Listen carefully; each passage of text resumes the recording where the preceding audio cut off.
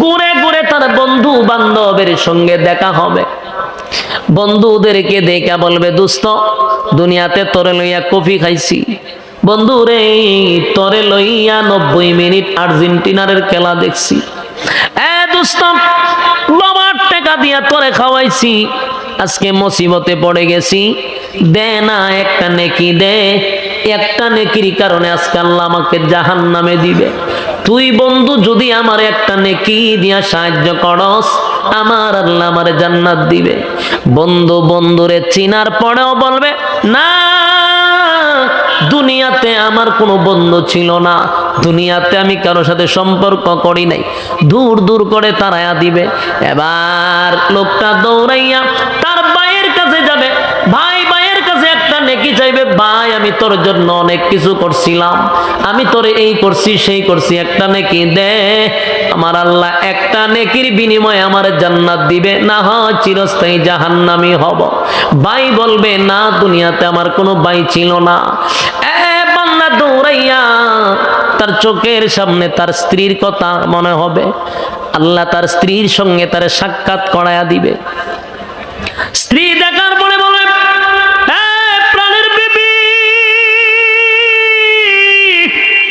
আমি কিয়ামতের মাঠ তালাশ করি তোমাকে, তোমারে পেয়ে গেলাম, আমি তোমার স্বামী, দুনিয়ার জমিনে তোমারে কত কিছু কিনে দিয়েছি, তোমারে দামি দামি শাড়ি পরাইছি, গয়না পরাইছি, তোমাকে খুশি করার জন্য মা বাবাকে ছেড়ে দিয়া শহরে নিয়ে তোমারে থাকছি। বিবি রে একটা নেকির জন্য আমি আটকায়া গেছি, দে না একটা নেকি দে, আল্লাহ চিরস্থায়ী জান্নাত দিবে, একটা নেকির কারণে আমি জাহান্নামী হব। যুবক ভাই,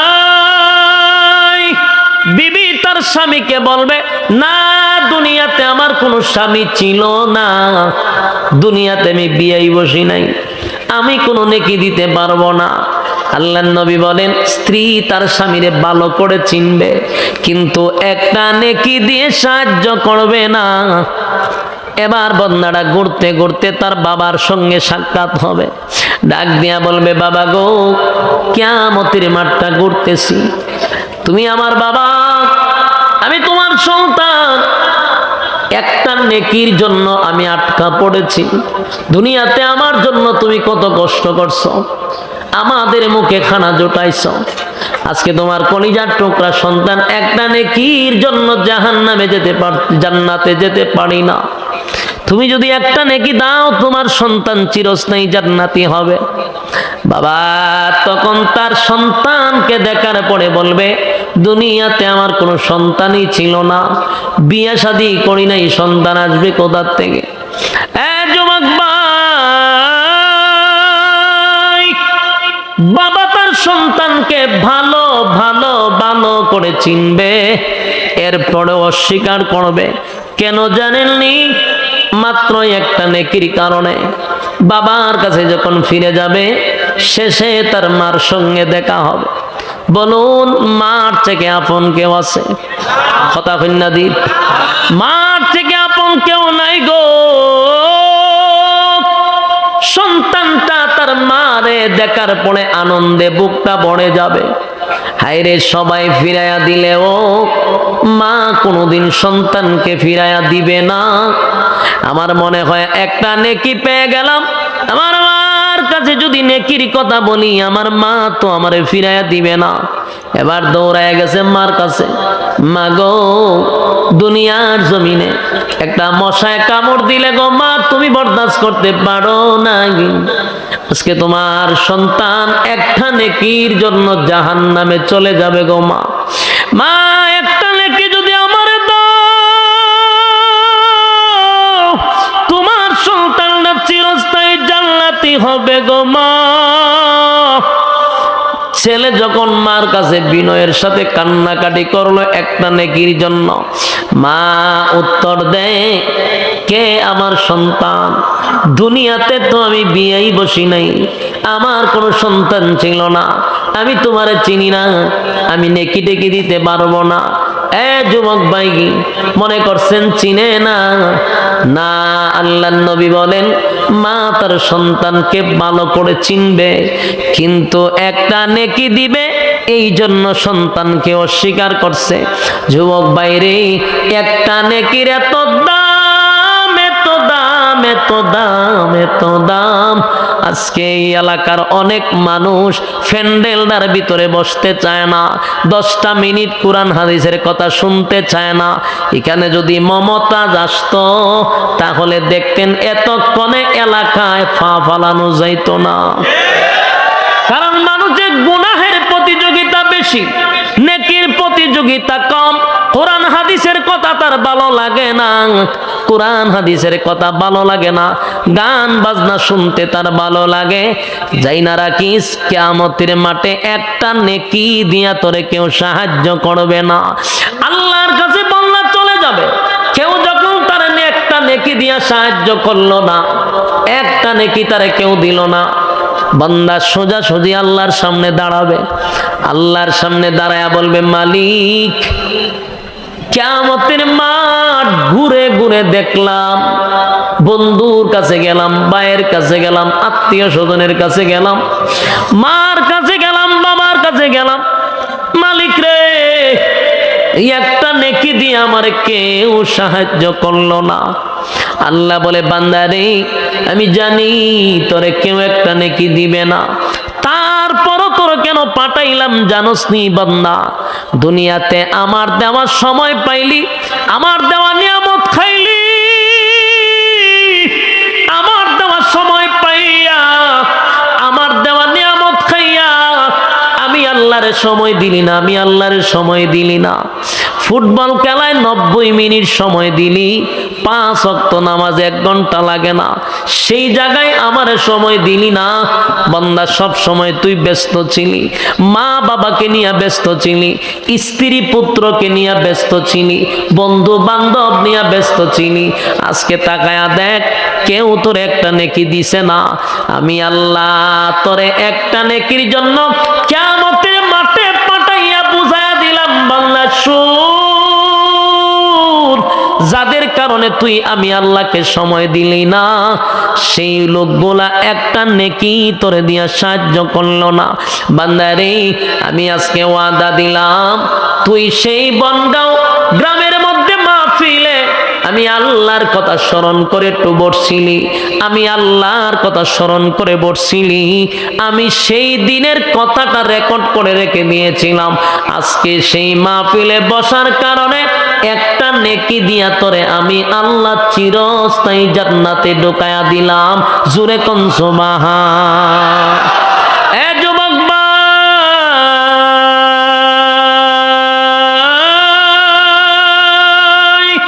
আমার মালিকের এত মায়া, আমার মালিকের এত দয়া গো, দুনিয়ার জমিনে যাদের জন্য তুমি সময় নষ্ট করো, কিয়ামতের মাঠে একটা নেকি দিয়া সাহায্য করবে না। আর আল্লাহর দ্বীনের জন্য, ইসলামের জন্য যদি আজকের এই মাহফিলে বৈশা মুনাজাত দিয়া যাই, হয়তোবা এই মাহফিলটা নাজাতের জন্য যথেষ্ট। আমরা কি মুনাজাত পর্যন্ত থাকতে পারবো? ধৈর্য কি আপনাদের আছে? যুবক ভাইরা আমার, যারা সূরা ইখলাস প্রতিদিন 100 বার সূরা ইখলাস পড়বে, কুল হুয়াল্লাহ সূরাটা যদি প্রতিদিন 100 বার পড়েন, আমার নবী বলেন মুসিবতের দিনে বিনা হিসাবে আল্লাহ জান্নাত দিবে। কতবার? সর্বনিম্ন 3 বার, সর্বোচ্চ 100 বার। রাজি আছিনি?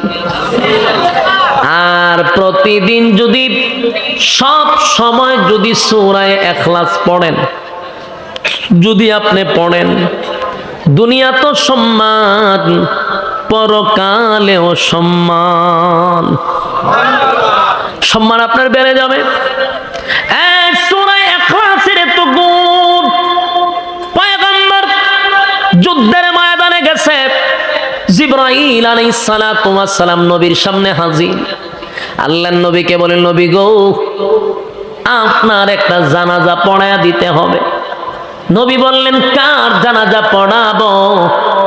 জিবরাইল বলেন, মুআবিয়া ইবনে মুআবিয়ার জানাজা পড়াবেন।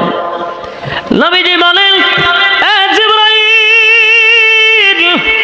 মুআবিয়া ইবনে মুআবিয়া এই যুদ্ধের ময়দান থেকে 100 কিলোমিটার দূরে হলো তার জায়গা।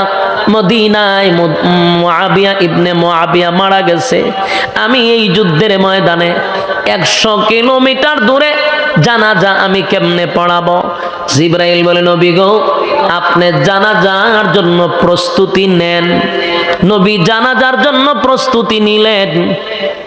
নবীজি তাকায়া দেখে সাথে সাথে মুআবিয়া ইবনে মুআবিয়ার লাশ নবীর সামনে হাজির। জবান বন্ধ রাখবেন না, আল্লাহু আকবার। আর জোরে বলেন আল্লাহু আকবার। এই মুআবিয়া ইবনে মুআবিয়ার লাশ ছিল মদিনায়, নবী ছিল 100 কিলোমিটার দূরে। সাথে সাথে মুআবিয়া ইবনে মুআবিয়ার লাশ নবীর সামনে হাজির।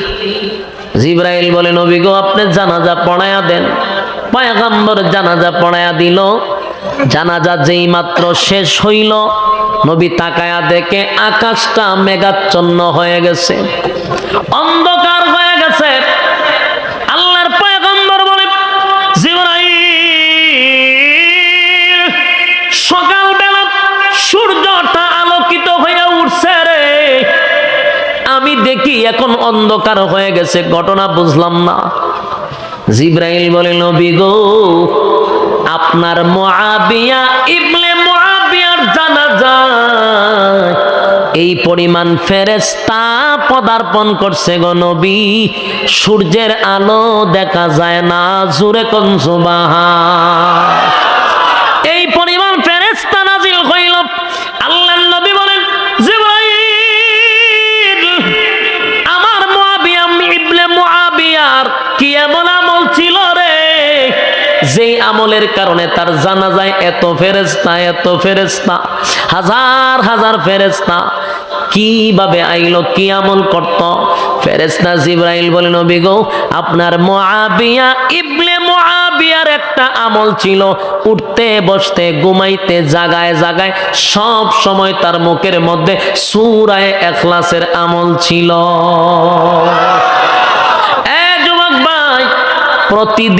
প্রতিদিন 100 বার যদি সূরা ইখলাস পড়ি, আমার আল্লাহ বিনা হিসাবে জান্নাত দিবে। শুধু তাই নয়, দুনিয়া তো সম্মান, পরকালেও সম্মান। এক মা বোনদেরকে বলি, মা গো, অনর্থক কথা না বলি। ঘরের ভিতরে ঘর ঝাড়ু দিচ্ছেন তো সূরা ইখলাস পড়তে থাকেন। আপনি রান্না বাড়ি করতেছেন, রান্নার সময় সূরা ইখলাস পড়তে থাকেন। ঘর ঝাড়ু দিতেছেন, সূরা ইখলাস পড়তে থাকেন। আর যারা কৃষি কাজ করেন, খেতে কাজ করতেছেন, সূরা ইখলাস পড়তে থাকেন। বাজারে যাচ্ছেন, অনর্থক গল্প না করে সূরা ইখলাস পড়তে থাকেন। ব্যবসা করতেছেন, কাস্টমার নাই, তখন সূরা ইখলাস পড়তে থাকেন। এই আমল যদি প্রতিদিন করতে পারেন, আমার আল্লাহ বলেন, বিনা হিসাবে আমি তোরে জান্নাত দিব। যুবক ভাই, কারা কারা প্রতিদিন 3 বার পড়বেন এবং সুযোগ পাইলে 100 বার সূরা ইখলাস পড়বেন?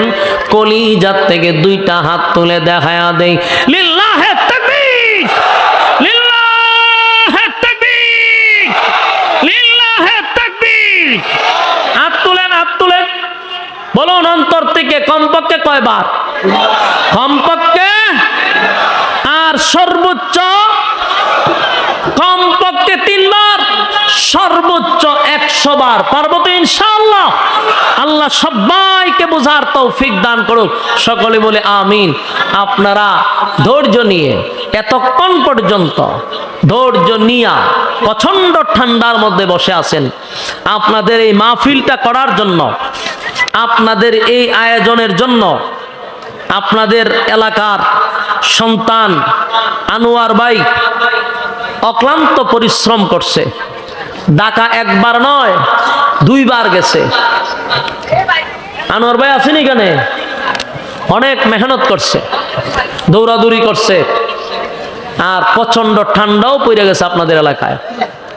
প্রচন্ড ঠান্ডা না হইলে আমার মনে হয় দূর দূরান্ত থেকে আরো কিছু লোক আসতো, কারণ পাবনাতে আমি যতবার আসছি লোকের সমাগম আমি একটু বেশি দেখছি, কিন্তু আজকে তুলনামূলক অনেকটা কমই দেখছি।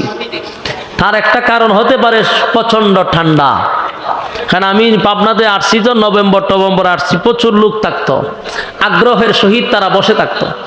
এরপরও আপনারা যারা এই প্রচন্ড ঠান্ডার মধ্যে ধৈর্য নিয়ে বসে আছেন, আপনাদের জন্য দোয়া ছাড়া আর কিছু করার নেই।